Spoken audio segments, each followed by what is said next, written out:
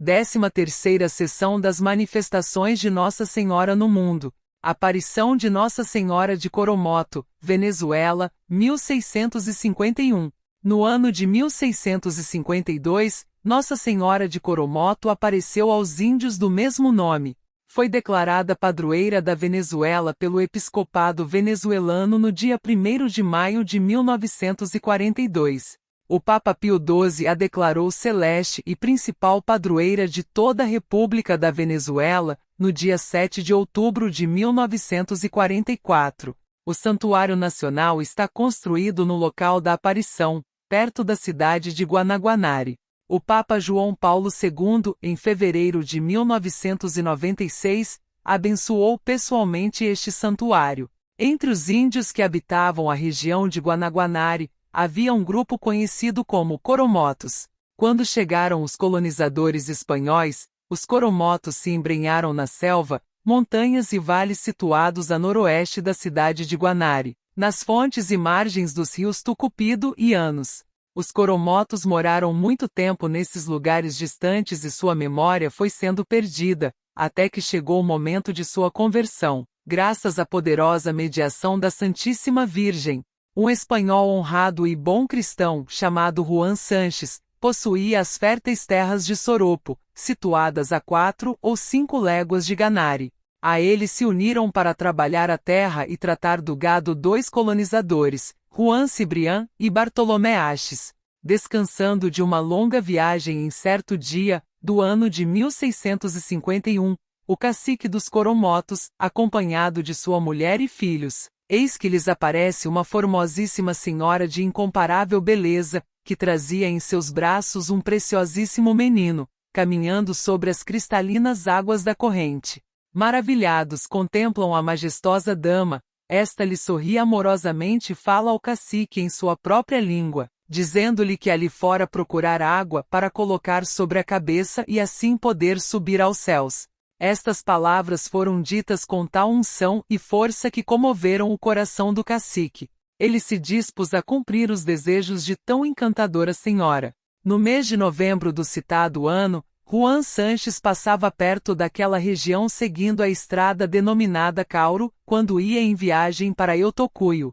A certa altura, encontra o chefe dos Coromotos, que lhe conta que uma belíssima mulher, com uma criancinha formosa havia lhe aparecido pedindo-lhe que fosse ao local onde moravam os brancos para buscar água para molhar sua cabeça, antes de ir para o céu. E acrescentou o cacique que tanto ele como todos os de sua tribo estavam dispostos a atender os desejos de tão excelsa senhora.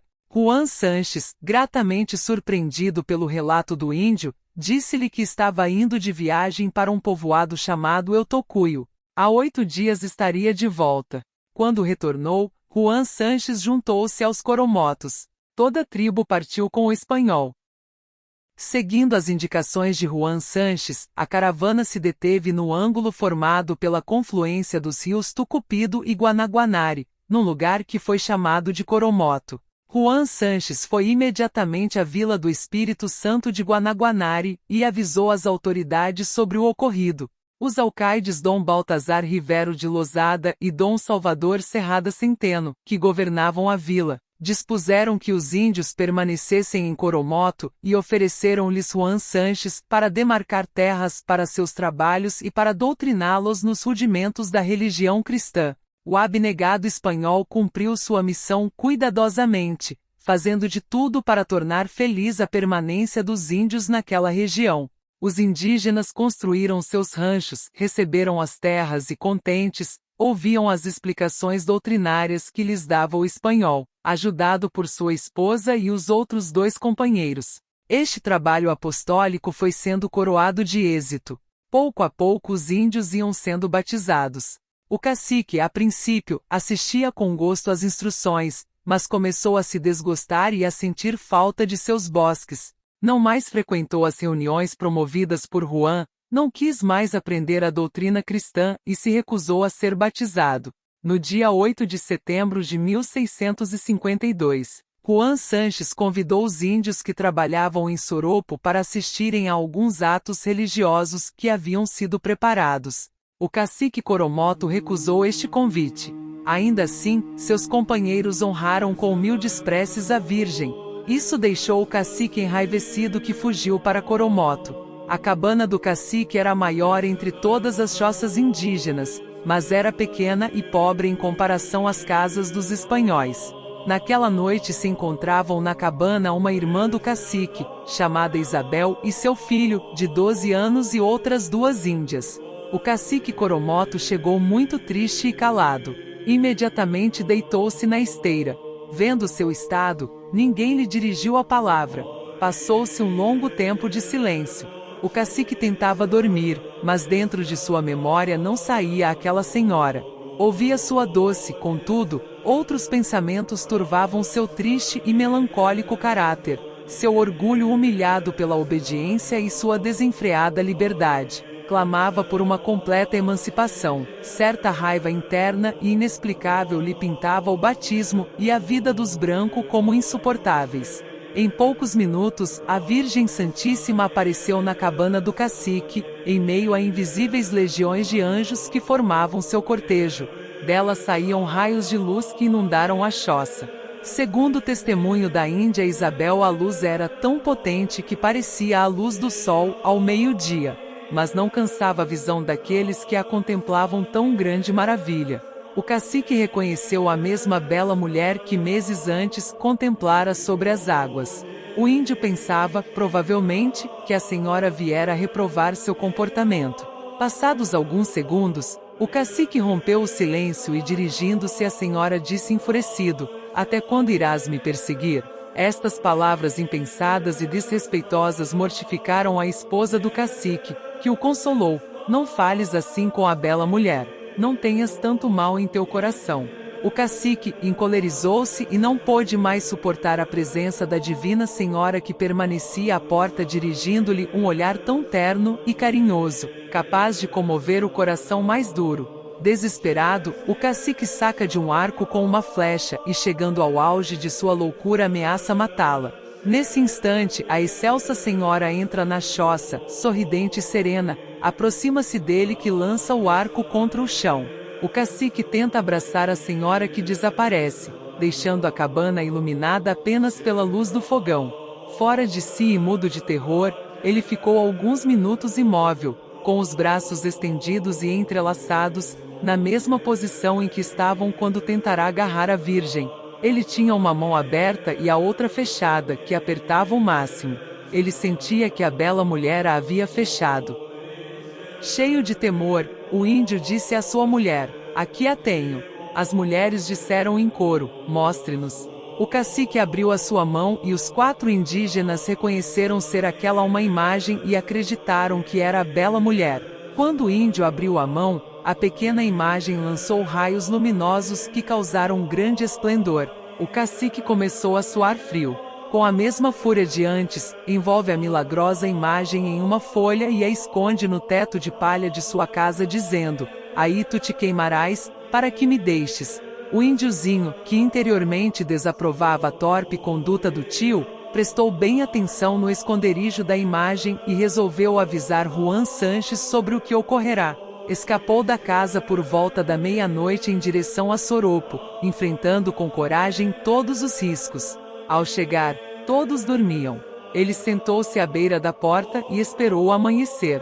A esposa de Juan Sanches, ao abrir a porta de sua casa na madrugada do domingo, surpreendeu-se ao ver o menino.